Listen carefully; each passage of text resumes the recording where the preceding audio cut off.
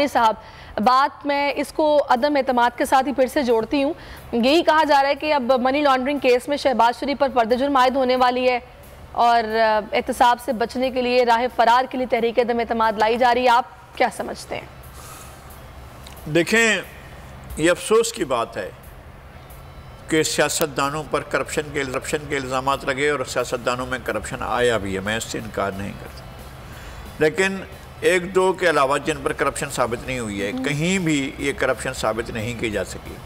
کچھ کریکٹرز کے نام لیے گئے، کریکٹرز تو سامنے نہیں لایا گیا. کچھ لوگوں کے نام لیے گئے، کچھ لوگوں کو سامنے نہیں لایا گیا، اور ان کے خلاف کوئی کیس نہیں چل رہا ہے، نہ روز کی بنیاد پر ان کے خلاف بات ہو رہی ہے. یہ اس طرح کی باتیں ہیں. اگر کیسز کے ذکر کیا جائے تو بڑے کیسز جو ہیں وہ موجودہ حکمرانوں کے خلاف بھی بنتے ہیں. موجودہ حکمرانوں کے خلاف معلم جبا کیس تھا، اس کا کچھ پتہ نہیں ہے. وزیر اعظم نے ہیلی کاپٹر چلایا 5 سال تک، اس کا کوئی پتہ نہیں ہے. اس طرح کے اور بہت سی چیزیں جن کا کوئی BRT میں بہت بڑے گھپلے ہوئے، اس کی قیمت بہت زیادہ بن گئی، اس کا کوئی پتہ نہیں ہے. اور بہت سی اور چیزیں ہیں جو خیبر پختونخوا میں ہوئی ہیں، ان کا کوئی پتہ نہیں ہے. کچھ چیزوں کے نام آ جاتے ہیں اور کچھ لوگوں کے نام لے لیے جاتے ہیں، ان کے خلاف بھی ثابت کچھ نہیں کیا جا سکا ہے. اور بعض دفعہ ایسا ہوتا ہے کہ کیسز ہی ختم ہو جاتے ہیں. کیسز بھی آپ نے پچھلے 30 سال میں مسلسل 32 سال میں مسلسل آصف زرداری کو جیل میں بھی رکھا، کئی سال 12 سال جیل میں رکھا، کیسز چلائے، اور کوئی کیس بعد میں پتہ چلا کہ ثابت نہیں ہوا. یہ ساری چیزیں ہیں. نہیں، یہ تو وہ بھی کہہ رہے ہیں نا کہ آپ بتائیں کہ وہ ڈیلی میل والے معاملے میں کیا ثابت ہوا. ڈیلی میل والے معاملے میں ثابت ہوا کہ انہوں نے کہا کہ نہیں کوئی چیز ملی ہے. وہاں پر ان کو کلین چٹ دیے گئے، آپ کے پیسے جو ہیں وہ غلط پیسے نہیں ہیں. جب یہ کہا گیا شہباز شریف کو کہ آپ کے پیسے، وہ ان پیسوں میں آپ کچھ بھی اپنا یہاں پر خرید بیچ سکتے ہیں، تو اس میں تو کوئی چیز نہیں آئی نا. انہوں نے کیا ثابت کیا وہاں جا کر، اور ڈیلی میل نے کیا ثابت کیا؟ ڈیلی میل کو تو آخر لغاری صاحب اب سوال یہ ہے کہ اتحادی آپ کو کیا لگ رہا ہے کہ ان کا ساتھ دیں گے یا ان کا ساتھ دیں گے، یا پھر اتحادی کیا ان کے ساتھ مل پائیں گے؟ آپ کیا آگے سیاسی منظرنامہ کیا بنتا دیکھ رہے ہیں؟ کچھ بھی ہو یہ حکومت ٹوٹل فیل ہو چکی ہے. یہ حکمران فیل ہو چکے ہیں. پاکستان کے عوام کو کچھ بھی انہوں نے ڈیلیور نہیں کیا ہے. انہوں نے ان کی کہانی جو ہے ایک سفارتکار نے ان کو سنا دی تھی کہ آپ جو ضروری مبادلہ کماتے ہیں وہ آپ ایک مخصوص ملک کو بھیج دیتے ہیں کہ اس کی گاڑیاں آپ نے منگواتے ہیں، اور خود پھر جا کر قرضے کے لیے 1 ارب کے لیے جو لائن میں لگ کر بیٹھ جاتے ہیں، اور قرضے لینے کے لیے اس طریقے سے پہنچتے ہیں جیسے آپ کوئی شہنشاہ معظم ہیں اور خلعت فاخرہ لینے کے لیے پہنچے ہوئے ہیں. اور آپ قرضہ لینے کے لیے جاتے ہیں تو بھکاریوں کا انداز بھی نہیں اپناتے ہیں. آپ بہت زیادہ یہ حکومت فیل ہو چکی ہے. اور میں نہیں کہتا ہوں کہ اپوزیشن کامیاب ہو جائے گی، وہ آ کر جو ہے وہ سارے آسمان سے تارے توڑ کر لے آئے گی.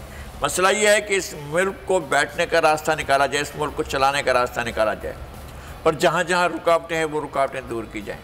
پاکستان کے آئین کو پورے روح کے ساتھ یہاں انفورس ہونا چاہیے. پاکستان کے آئین نے جو دائرہ کار متعین کیا ہے اداروں کا، اس میں رہنا چاہیے. اچھا، اگر تو لانگ مارچ مجھے نہیں پتا پہلے ہوتا ہے یا پھر تحریک عدم اعتماد پہلے آتی ہے، اگر تو تحریک عدم اعتماد پہلے آ گئی اور اس میں یہ لوگ شکست کھا گئے تو لانگ مارچ کی تو ویسے پھر کوئی ویلیو نہیں رہ جائے گی. میں یہ نہیں کہتا ہوں تحریک عدم اعتماد آئے گی اور شکست کھائے گی، یہ لازمی نہیں ہے. میں ایک سپوز بات کر رہی ہوں، میں بھی ایک مفروضہ کر رہا ہوں کہ ہو سکتا ہے کامیاب ہو جائے تو کیا ہوگا. یہی صورتحال ہے.